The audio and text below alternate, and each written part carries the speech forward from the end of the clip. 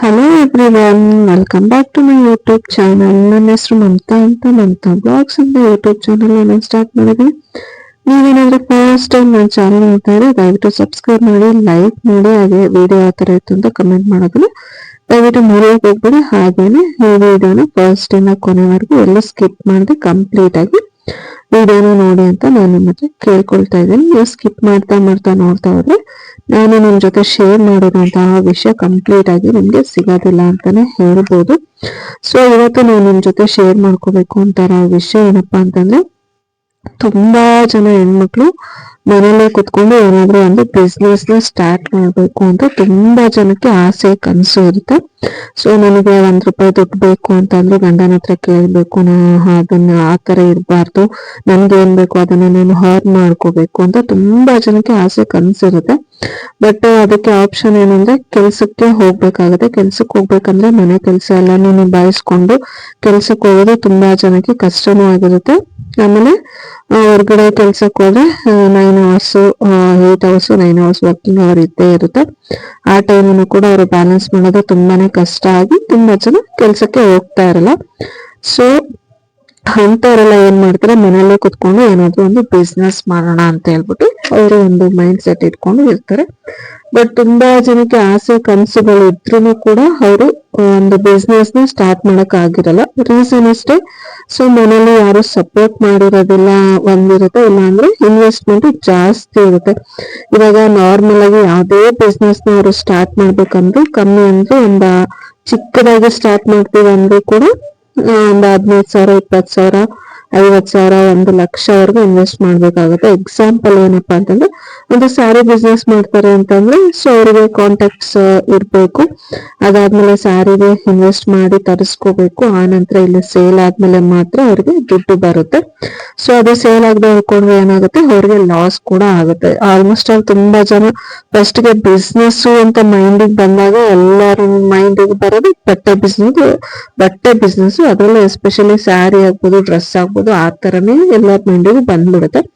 So ನನಗ್ ಅನ್ಸೋದು ಏನಪ್ಪಾ ಅಂತಂದ್ರೆ, ಎಲ್ಲಾರು ಸ್ಯಾರಿ ಬಿಸ್ನೆಸ್ ಮಾಡಿದ್ರೆ ಸೊ ತಗೊಳ್ಳೋರಾದ್ರೆ ಯಾರು? ಇವಾಗ ಆನ್ಲೈನ್ ಅಲ್ಲೂ ಕೂಡ ಸ್ಯಾರಿ ಸಿಗುತ್ತೆ, ಶಾಪ್ಸ್ ಅಲ್ಲೂ ಕೂಡ ಸ್ಯಾರಿ ಸಿಗುತ್ತೆ. ಆನಂತರ ಯೂಟ್ಯೂಬ್, ಇನ್ಸ್ಟಾಗ್ರಾಮ್ ಎಲ್ಲಾ ಕಡೆನೂ ತುಂಬಾ ಜನ ಅದೇ ಬಿಸ್ನೆಸ್ ನ ಸ್ಟಾರ್ಟ್ ಮಾಡಿದ್ದಾರೆ. ಸೊ ಎಲ್ಲರೂ ಮಾಡ್ತಿರುವಂತಹ ಬಿಸ್ನೆಸ್ ಅನ್ನೇ ನಾವು ಸ್ಟಾರ್ಟ್ ಮಾಡಿದ್ರೆ ನಮಗೇನ್ ಪ್ರಾಫಿಟ್ ಸಿಗುತ್ತೆ? ಸೊ ಇವಾಗ ಮುಂಚೆ ನಾವು ಇನ್ವೆಸ್ಟ್ ಮಾಡ್ಬೇಕು, ಆಮೇಲೆ ಅದು ಸೇಲ್ ಆದ್ಮೇಲೆ ನಮ್ಗೆ ಅಮೌಂಟ್ ಬರೋದು. ಸೊ ಇನ್ ಕೇಸ್ ಅದೇನಾದ್ರು ಲಾಸ್ ಆಯ್ತಂದ್ರೆ ಮನೇಲಂತೂ ಬೈಯಕ್ ಸ್ಟಾರ್ಟ್ ಮಾಡ್ತಾರೆ. ಸೊ ಹಾಗಾಗಿ ನಾನು ತುಂಬಾ ಜನನೇ ನೋಡ್ಬಿಟ್ಟಿದ್ದೀನಿ. ತುಂಬಾ ಜನ ಈ ತರ ಸ್ಯಾರಿ ಬಿಸ್ನೆಸ್ ಮಾಡ್ತೀನಿ ಅಂತ ಹೇಳಿ ಲಾಸ್ ಮಾಡ್ಕೊಂಡಿರೋದು ತುಂಬಾ ಜನ ಇದ್ದಾರೆ. ಸೊ ನಾನು ನನ್ನ ಮುಂದಿನ ವಿಡಿಯೋಸ್ ಅಲ್ಲಿ ಹೆಣ್ಮಕ್ಳು ಮನೆಯಲ್ಲೇ ಕುತ್ಕೊಂಡು ಯಾವ್ದೆಲ್ಲ ಕೆಲಸಗಳನ್ನ ತುಂಬಾ ಲೋ ಇನ್ವೆಸ್ಟ್ಮೆಂಟ್ ಅಲ್ಲಿ ಮಾಡ್ಬೋದು ಅಂತ ಕೂಡ ನಾನು ನಿಮ್ ಜೊತೆ ಶೇರ್ ಮಾಡ್ತೀನಿ. ಸೊ ಈ ವಿಡಿಯೋದಲ್ಲಿ ಎಷ್ಟು ಇನ್ಫಾರ್ಮೇಶನ್ ಶೇರ್ ಮಾಡೋಕ್ಕಾಗುತ್ತೋ ಅಷ್ಟು ಇನ್ಫಾರ್ಮೇಶನ್ ಅನ್ನ ನಾನು ನಿಮ್ ಜೊತೆ ಶೇರ್ ಮಾಡ್ಕೊಳ್ತೀನಿ. ಸೊ ಸ್ಯಾರಿ ಬಿಸ್ನೆಸ್ ಬಿಟ್ಟು ಆಚೆ ಬಂದ್ರು ಅಂತಾನೆ ಅನ್ಕೊಳ್ಳೋಣ. ಅದನ್ನ ಬಿಟ್ಟು ಬೇರೆ ಬಂದಾಗ ಅವ್ರ ಮೈಂಡಿಗೆ ಬರೋದು cloud kitchen. So cloud kitchen ಮಾಡೋಣ ಅಂತ ಅನ್ಕೊಳ್ತಾರೆ.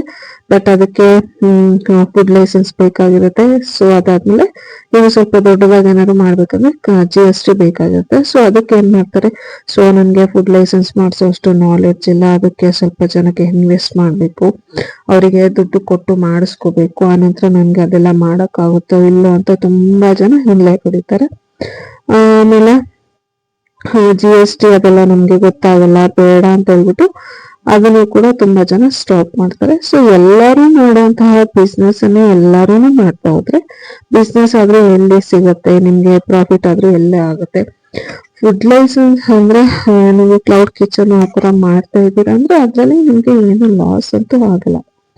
ಅಂತಂದ್ರೆ ನೀವು ಕರೆಕ್ಟ್ ಆಗಿ ಪ್ರಾಪರ್ ಆಗಿ ಎಲ್ಲಾನು ನೀಟಾಗಿ ಮೇಂಟೈನ್ ಮಾಡಿದ್ರೆ ಸ್ಟಾರ್ಟಿಂಗ್ ಅಲ್ಲಿ ನಿಮ್ಗೆ ಅನ್ಸುತ್ತೆ ನಾನು ಯಾಕಾದ್ರೂ ಸ್ಟಾರ್ಟ್ ಮಾಡಿದ್ನೋ ಅಂತ. ಯಾಕಂದ್ರೆ ಸ್ಟಾರ್ಟಿಂಗ್ ಅಲ್ಲಿ ಎಲ್ಲಾ ಬಿಸ್ನೆಸ್ ಸ್ವಲ್ಪ ಕಡಿಮೆನೇ ಇರುತ್ತೆ, ಮತ್ತೆ ಆರ್ಡರ್ಸ್ ತುಂಬಾ ಕಡಿಮೆ ಬರುತ್ತೆ. ಸೊ ಯಾವ್ದೇ ಬಿಸ್ನೆಸ್ ನೀವು ಸ್ಟಾರ್ಟ್ ಮಾಡ್ತಿದ್ದೀರಾ ಅಂತ ಅಂದ್ರೂ ಕೂಡ ಅದ್ರಲ್ಲಿ ನಮ್ದು ಎಫರ್ಟ್ ಇಲ್ಲದೆ ನಮ್ಮಿಂದ ಒಳ್ಳೆ ರಿಸಲ್ಟ್ ಸಿಗದೆ ಯಾರು ನಮ್ಮನ್ನ ಅಕ್ಸೆಪ್ಟ್ ಮಾಡ್ಕೊಳ್ಳೋದಿಲ್ಲ ಅಂತಾನೆ ಹೇಳ್ಬೋದು.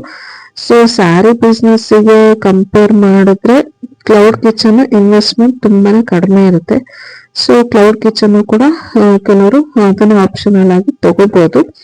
ಆಮೇಲೆ ಕ್ಲೌಡ್ ಕಿಚನ್ ಸ್ಟಾರ್ಟ್ ಮಾಡಿದ್ಮೇಲೆ ನಾವು ಡೈಲಿ ನಮ್ಗೆ ಏನೇ ಕೆಲಸ ಇದ್ರು ಕೂಡ ನಾವೆಲ್ಲ ಅದನ್ನ ಮ್ಯಾನೇಜ್ ಮಾಡ್ಬೇಕಾಗುತ್ತೆ. ಯಾಕಂತಂದ್ರೆ ತರಕಾರಿ ತಗೊಂಡ್ಬರ್ಬೇಕು, ಮತ್ತೆ ರೇಷನ್ ತಗೊಂಡ್ಬರ್ಬೇಕು, ಮತ್ತೆ ಪ್ರಿಪ್ರೇಷನ್ ಅಲ್ಲಿ ಏನೇನು ಬೇಕು ಎಲ್ಲಾನು ಹಿಂದಿನ ದಿನನೇ ಯೋಚನೆ ಮಾಡಿ ಎಲ್ಲಾನು ರೆಡಿ ಮಾಡಿ ಇಟ್ಕೋಬೇಕು. ಜೊತೆಲಿ ಪ್ಯಾಕಿಂಗ್ ಐಟಮ್ಸ್ ಕೂಡ ನಾವು ನಮ್ ಜೊತೆಲಿ ಇಟ್ಕೊಂಡೇ ಇರ್ಬೇಕು. ಯಾಕಂತಂದ್ರೆ ಅಲ್ಲಿ ಆರ್ಡರ್ ಬಂದ್ಮೇಲೆ ಇಲ್ಲಿ ಪ್ಯಾಕಿಂಗ್ ಐಟಮ್ಸ್ ಇಲ್ಲ ಅಂತಂದ್ರೆ ಅದನ್ನ ನಾವು ಫುಡ್ ಅನ್ನ ನೀಟಾಗಿ ಪ್ರಾಪರ್ ಆಗಿ ಪ್ಯಾಕ್ ಮಾಡಿ ಕಳ್ಸಿಲ್ಲ ಅಂತಂದ್ರೆ ಅದಕ್ಕೂ ಕೂಡ ಬ್ಯಾಡ್ ಆಗಿ ಒಂದು ರಿವ್ಯೂ ಕೊಡ್ತಾರೆ. ಸೊ ಅಲ್ಲಿಂದನೂ ಕೂಡ ನಮ್ ಬಿಸ್ನೆಸ್ ಅಲ್ಲಿ ಲಾಸಸ್ ಆಗೋ ಚಾನ್ಸಸ್ ಇರುತ್ತೆ. ಸೊ ಹಾಗಾಗಿ ನೀವು ಮನೆಯಿಂದ ಮಾಡ್ತಾ ಇದ್ದೀರಾ ಅಂತಂದ್ರೆ ಮನೆಯಲ್ಲಿ ಲೋ ಬಜೆಟ್ ಅಲ್ಲಿ ನೀವೇನಾದ್ರೂ ಬಿಸ್ನೆಸ್ ನ ನೋಡ್ತಾ ಇದ್ದೀರಾ ಅಂದ್ರೆ cloud kitchen better. But cloud kitchen ನೀವು ಸ್ಟಾರ್ಟ್ ಮಾಡಿದೀರಾ ಅಂತಂದ್ರೆ ನೀವು ಡೈಲಿ ಆಕ್ಟಿವ್ ಆಗಿರ್ಬೇಕಾಗುತ್ತೆ.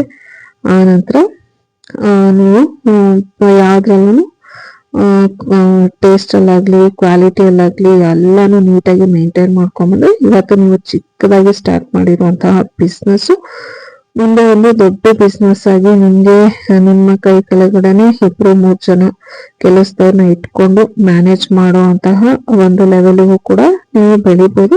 ಬಟ್ ಆದ್ರೆ ಇದರಲ್ಲಿ ಸ್ವಲ್ಪ ಡೈಲಿ ಕೆಲಸ ಇದ್ದೇ ಇರುತ್ತೆ. ಯಾಕಂದ್ರೆ ನಾಳೆ ಏನ್ ಮಾಡ್ಬೇಕಂತ ಯೋಚನೆ ಮಾಡ್ಬೇಕು, ಅದಕ್ಕೆ ಏನ್ ಬೇಕು ಎಲ್ಲ ರೆಡಿ ಮಾಡಿ ಇಟ್ಕೋಬೇಕು. ಆಮೇಲೆ ಪ್ಯಾಕಿಂಗ್ ಐಟಮ್ಸ್ ಎಲ್ಲಾನು ನೀವು ಮ್ಯಾನೇಜ್ ಮಾಡಿ ಸ್ವಲ್ಪ ಸ್ಟಾರ್ಟಿಂಗ್ ಸ್ವಲ್ಪ ಸ್ಟ್ರಗಲ್ ಪಟ್ಟು ಮಾಡ್ಕೊಂಡು ಹೋದ್ರಿ ಅಂತಂದ್ರೆ ನೀವು ಇದರಲ್ಲೂ ಕೂಡ ಒಳ್ಳೆ ಪ್ರಾಫಿಟಬಲ್ ಬಿಸ್ನೆಸ್ ಅನ್ನು ಕೂಡ ಮಾಡ್ಕೋಬಹುದು. ಅದು ಬಿಟ್ಟು ಬೇರೆ ತುಂಬಾ ಜನ ಜ್ಯುವೆಲ್ರೀಸ್ನೆಲ್ಲಾನು ಸೇಲ್ಸ್ ಮಾಡೋದು ಆ ಥರನು ತುಂಬಾ ಜನಕ್ಕೆ ಪ್ಲಾನ್ಸ್ ಇರುತ್ತೆ. ಲೈಕ್ ಜ್ಯುವೆಲ್ರೀಸ್ ಆಗ್ಬೋದು, ಬ್ಯಾಗು ಮತ್ತೆ ಆಕ್ಸೆಸರೀಸು ಅಂದ್ರೆ ನೆಕ್ಲೆಸ್ ಆಗ್ಬೋದು, ಬ್ಯಾಂಗಲ್ಸ್ ಈ ತರದೆಲ್ಲಾನು ಸೇಲ್ಸ್ ಮಾಡೋಕೆ ತುಂಬಾ ಜನಕ್ಕೆ ಐಡಿಯಾ ಇರುತ್ತೆ. ಬಟ್ ಏನಪ್ಪಾ ಅಂತಂದ್ರೆ ನಮ್ಗೆ ಇವಾಗ ಸೋಷಿಯಲ್ ಮೀಡಿಯಾ ಒಳ್ಳೆ ಪ್ಲಾಟ್ಫಾರ್ಮ್ ಆಗಿದೆ. ಸೊ ಈ ತರದೆಲ್ಲಾನು ಸೇಲ್ಸ್ ಮಾಡೋದಕ್ಕೆ ಯುಟಿಲೈಸ್ ಮಾಡ್ಕೋಬಹುದು. ಬಟ್ ಆದ್ರೆ ಇಲ್ಲಿ ಎಷ್ಟು ಆರ್ಡರ್ಸ್ ಬರುತ್ತೆ, ಇನ್ಸ್ಟಾಗ್ರಾಮ್ ಅಲ್ಲಿ ತುಂಬಾ ಜನ ನೋಡ್ತಾರೆ, ನೋಡಿದವರೆಲ್ಲರೂ ಆರ್ಡರ್ ಮಾಡೋದಿಲ್ಲ. ಈವನ್ ಯೂಟ್ಯೂಬ್ ಅಲ್ಲೂ ಕೂಡ ಅದೇ ತರ ಆಗುತ್ತೆ. ಸೊ ನೀವು ಇನ್ಸ್ಟಾಗ್ರಾಮ್ ಅಲ್ಲಿ ಯೂಟ್ಯೂಬ್ ಅಲ್ಲಿ ನಿಮ್ಗೆ ಬಿಸ್ನೆಸ್ ಆಗಿಲ್ಲ, ಅಕ್ಕಪಕ್ಕದ ಮನೆಯವ್ರು ಬಂದು ತಗೊಂಡ್ರು ಎಷ್ಟು ತಗೊಳ್ತಾರೆ. ನಿಮ್ ತರನೇ ಏನು ಅಲ್ಲೇ ಸ್ವಲ್ಪ ಪಕ್ಕದ ರೋಡಲ್ಲಿ ಇನ್ನೂ ಒಂದು ಶಾಪ್ ಇರುತ್ತೆ, ಅದಕ್ಕೂ ಹೋಗಿ ತಗೊಳ್ತಾರೆ.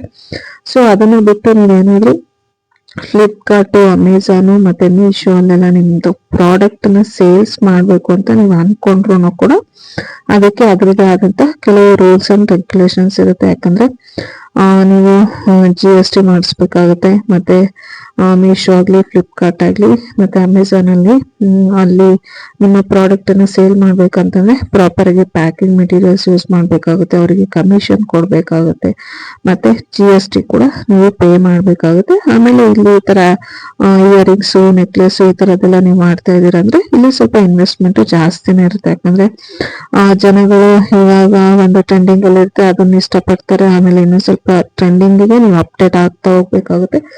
ಸೊ ಪ್ರಾಫಿಟ್ ಅನ್ನೋದಕ್ಕಿಂತ ಇನ್ವೆಸ್ಟ್ಮೆಂಟ್ ಸ್ವಲ್ಪ ಜಾಸ್ತಿನೇ ಇರುತ್ತೆ. ಅದ್ರ ಜೊತೆಲಿ ಇವಾಗ ನೀವು GST ಮಾಡಿಸ್ಕೋಬೇಕು, ಮತ್ತೆ GST ಪೇ ಮಾಡ್ಬೇಕು, ಕಮಿಷನ್ ಕೊಡ್ಬೇಕು, ಆತರ ಎಲ್ಲಾನು ನೋಡ್ತಾ ಹೋದ್ರೆ ನೀವು ಇದೆಲ್ಲಾನು ನಿಮ್ಗೆ ಮ್ಯಾನೇಜ್ ಮಾಡೋಷ್ಟು ಕೆಪಾಸಿಟಿ ಇದ್ರೆ ಇದನ್ನ ಕಂಟಿನ್ಯೂ ಮಾಡ್ಬೋದು.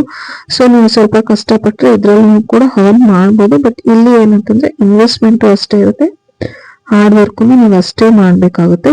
ಇದೆರಡಕ್ಕೂ ಇವಾಗ ಜ್ಯುವೆಲ್ರಿ ಮತ್ತೆ ಸ್ಯಾರಿ ಬಿಸ್ನೆಸ್ ಎಲ್ಲದಕ್ಕೂ ನೀವು ಕಂಪೇರ್ ಮಾಡಿ ನೋಡ್ತಾ ಹೋದ್ರೆ ಸೊ ಫುಡ್ ಅಂದ್ರೆ ಕ್ಲೌಡ್ ಕಿಚನ್ ತುಂಬಾನೇ ಅಂದ್ರೆ ಇನ್ವೆಸ್ಟ್ಮೆಂಟ್ ಕಡಿಮೆ ಇರುತ್ತೆ. ಸೊ ನೀವು ಹಾಕಿದ್ದು ದುಡ್ಡು ನಿಮ್ಗೆ ಆರಾಮಾಗಿ ಬರುತ್ತೆ ಅಂತಾನೆ ಹೇಳ್ಬೋದು.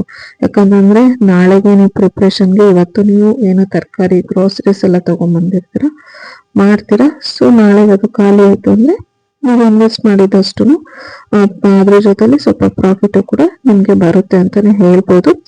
ಸೊ ಆದ್ರೆ ತುಂಬಾ ಜನಕ್ಕೆ ಕ್ಲೌಡ್ ಕಿಚನ್ ಮಾಡಕ್ಕೆ ಇಷ್ಟ ಇರುತ್ತೆ, ಬಟ್ ಮಾಡಕ್ ಆಗಿರಲ್ಲ. ಇನ್ನು ಕೆಲವ್ರಿಗೆ ಮಾಡಕ್ ಇಷ್ಟ ಇರಲ್ಲ, ಇವತ್ತು ತುಂಬಾ ಕೆಲಸ ಆಗುತ್ತೆ, ನಮ್ಗೆ ಮ್ಯಾನೇಜ್ ಮಾಡಕ್ ಆಗೋದಿಲ್ಲ, ಆ ತರನು ಕೂಡ ತುಂಬಾ ಜನ ಯೋಚನೆ ಮಾಡ್ತಾರೆ ಅಂತಾನೆ ಹೇಳ್ಬೋದು.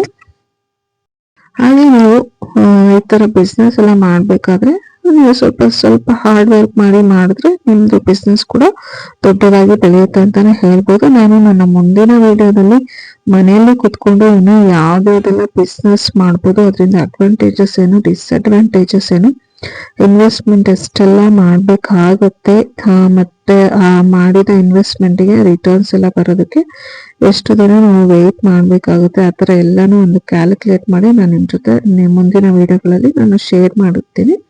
ಬಟ್ ಇವತ್ತಿನ ವಿಡಿಯೋದಲ್ಲಿ ನಾನು 3 ಬಿಸ್ನೆಸ್ ಬಗ್ಗೆ, ಹೆಣ್ಮಕ್ಳು ಮನೆಯಲ್ಲೇ ಕುತ್ಕೊಂಡು ಮಾಡಕ್ಕೆ ರಿಲೇಟೆಡ್ ಆಗಿರೋದು ಆ 3 ಬಿಸ್ನೆಸ್ ಬಗ್ಗೆ ಅಪ್ಡೇಟ್ ಕೊಟ್ಟಿದ್ದೀನಿ. ಬಟ್ ಅದರಲ್ಲಿ ತುಂಬಾ ಲೋ ಬಜೆಟ್, ಬಟ್ ಬೇಗನೆ ನಾವು ಹಾಕಿದ ಇನ್ವೆಸ್ಟ್ಮೆಂಟ್ ರಿಟರ್ನ್ ಬರಬೇಕು ಅಂತಂದ್ರೆ ನೀವು ಕ್ಲೌಡ್ ಕಿಚನ್ ಆರಿಸ್ಕೊಂಡ್ರೆ ಅದು ಬೆಟರ್ ಅಂತಾನೆ ಹೇಳ್ಬೋದು. ಯಾಕಂದ್ರೆ ಇವಾಗಿನ ಕಾಲದಲ್ಲಿ ತುಂಬಾ ಜನ ಮನೆ ಊಟನ ಇಷ್ಟಪಡ್ತಾರೆ. ಅದು ಹೈಜಿನಿಕ್ ಆಗಿ ಮತ್ತೆ ಕ್ವಾಲಿಟಿ, ಕ್ವಾಂಟಿಟಿ ಮತ್ತೆ ಟೇಸ್ಟ್ ಎಷ್ಟನ್ನು ನೀವು ಮೇಂಟೈನ್ ಮಾಡಿದ್ರೆ ನಿಮ್ಗೆ ಒಳ್ಳೆ ಬಿಸ್ನೆಸ್ ಆಗುತ್ತೆ. ಬಟ್ ನೀವು ಹಾಕಿದ ಎಫರ್ಟ್, ನೀವು ಹಾಕಿದ ಇನ್ವೆಸ್ಟ್ಮೆಂಟ್ ಎಲ್ಲಾನು ಶಾರ್ಟ್ ಟೈಮ್ ಅಲ್ಲಿ ನಿಮ್ ಕೈಗೆ ಬಂದು ತಲುಪುತ್ತೆ. ತುಂಬಾ ಶಾರ್ಟ್ ಪೀರಿಯಡ್ ಅಲ್ಲಿ ನೀವು ಒಂದು ದೊಡ್ಡ ಏನು ಚೆಫ್ ಆಗಿ ಹೊರಗಡೆ ಬರೋದಕ್ಕೆ ಮತ್ತೆ ನಿಮ್ಮ ಟೇಸ್ಟ್ ಅನ್ನ ಎಕ್ಸ್ಪ್ಲೋರ್ ಮಾಡೋದಕ್ಕೆ ಒಂದು ಅವಕಾಶ ಅಂತಾನೆ ಹೇಳ್ಬೋದು.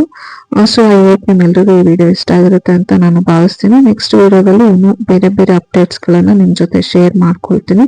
Thanks for watching. See you in the next vlog. ಧನ್ಯವಾದಗಳು.